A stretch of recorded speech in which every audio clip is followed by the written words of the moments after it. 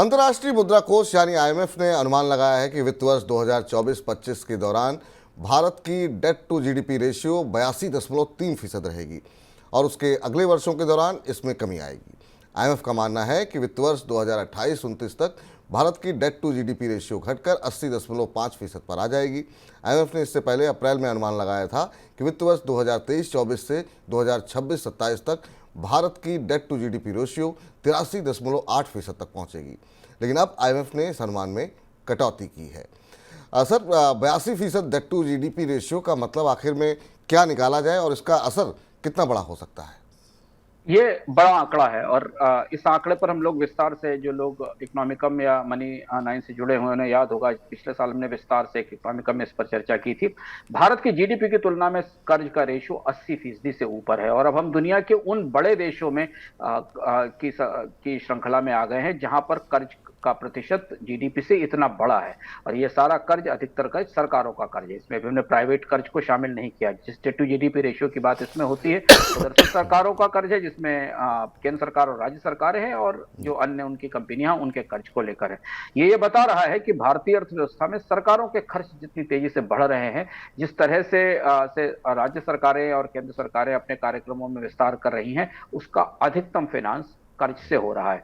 इस आंकड़े का हमारे लिए और भी महत्वपूर्ण मतलब इस समय और ज्यादा महत्वपूर्ण हो जाता है जब हमें देखते हैं कि भारत के सरकारी बॉन्ड ग्लोबल बॉन्ड इंडेक्स में दाखिल हो रहे हैं और उनमें अगले साल से ट्रेडिंग शुरू होने वाली है। विदेशी निवेशक इस आंकड़े को सबसे करीब से पढ़ते हैं कि किसी देश की सरकारें जो कर्ज लेने के लिए अपने बॉन्ड या ट्रेजरी बिल को लेकर बाजार में आई हैं, वो खुद कितना और भी कर्ज ले सकती हैं और उनके ऊपर दबाव कितना ज्यादा है। इस आंकड़े का एक मतलब ये भी है कि विदेशी निवेशक और देश के निवेशक भी ये देखते हैं कि सरकारें जो कर्ज ले रही हैं उनका रिपेमेंट शेड्यूल क्या है, वो कब से उनका रिपेमेंट किया जाता है और उन पर ब्याज दरें कितनी है। अब ये आंकड़ा भारत की आर्थिक सेहत को लेकर बार बार चर्चा में आएगा कि भारत उन देशों में है जहां जीडीपी के रेशियो में, जीडीपी के अनुपात में 80% का डेट सरकारों ने ले रखा है। जी। सर, ये डेट टू जीडीपी रेशियो कम करने के लिए सरकारों को क्या करना होगा? कौन से ऐसे कदम उठाए जाएं जिससे कि ये आंकड़ा थोड़ा बेहतर होता हुआ दिखाई दे? अभी कम होने की गुंजाइश तो बिल्कुल नहीं दिखाई देती और ज्यादा ना बढ़े इसका खतरा है, क्योंकि 90% तक जा सकता है, इस बात का खतरा दिख रहा है। उसकी दो बड़ी वजह है। एक तो केंद्र और राज्य सरकारों के पास संसाधनों के विकल्प सीमित हैं। इतने भारत में टैक्सेशन अत्यंत ऊंचा है, अत्यधिक टैक्सेशन है भारत में। भारत दुनिया में सबसे ज्यादा टैक्स लगाने वाले देशों में, खासतौर पर इनडायरेक्ट टैक्सेशन तो भारत में रिकॉर्ड है। अगर आप जीएसटी के स्तर पर देखें या बाकी सेवाओं को देखें तो राज्य सरकारें, केंद्र सरकारें एक सीमा से अधिक अब टैक्स भी नहीं लगा सकती, क्योंकि उसके बाद तो डिमांड टूटने लगती है। भारत में टैक्स के रेट्स बहुत ऊंचे हैं, इसलिए केंद्र और राज्य सरकारों को और ज्यादा कर्ज लेना पड़ेगा। इधर जो परिस्थिति हमें दिखाई दी है पिछले 2 साल के भीतर, उसमें ब्याज दरों में तेज बढ़ोतरी हुई है। तो ये जो महंगा कर्ज लिया गया है, इसकी चुकौती है, इसका भुगतान अभी शुरू होगा 3 से 4 साल बाद, 5 साल बाद।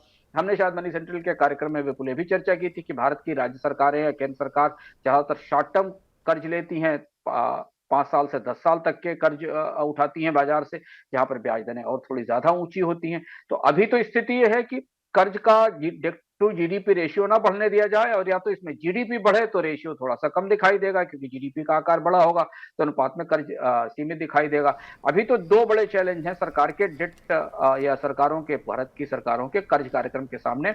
पहली बड़ी चुनौती यह है कि उसकी लागत कैसे कम की जाए, क्योंकि जब तक रिजर्व बैंक ब्याज दरों में कमी नहीं करेगा, राज्य सरकारों और केंद्र सरकारों को महंगे कर्ज मिलते रहेंगे। 7-7.5% में तो केंद्र सरकार कर्ज ले रही, राज्य सरकारें तो 10-10% में कर्ज ले रही, 9-9% में कर्ज ले रही, पर ये सब कर्ज वापस करना पड़ेगा बैंकों को। तो पहला तो दबाव यह है कि इंटरेस्ट का बर्डन कम किया जाए, और दूसरा यह है कि फिर कर्ज पर निर्भरता सीमित की जाए, और इसके लिए सरकारों को खर्च कम करने होंगे, अपना आकार छोटा करना होगा। ये जो विशाल भीमकाय आकार की बाहुबली सरकारें भारत में हैं, इनको अपना खर्च घटाना होगा। ये सब करना बहुत जरूरी और जो संभव नहीं है, क्योंकि भारत में चिरंतन चुनाव होते रहते हैं, राज्य सरकारों को और राजनीतिक दलों को नई नई घोषणाएं करनी होती हैं। इसलिए भारत में अब debt to GDP ratio medium term में 70 से 80% के बीच ही मूव करता रहेगा, ऐसा दिखता है अगले 4-5 साल के हिसाब से, जब तक कि राजकोषीय घाटे में कोई बहुत बड़ी कमी या स्ट्रांग कटौती नहीं होती और राज्य सरकारें और केंद्र सरकारें अपने कर्ज की मांग में बड़ी कमी नहीं करती।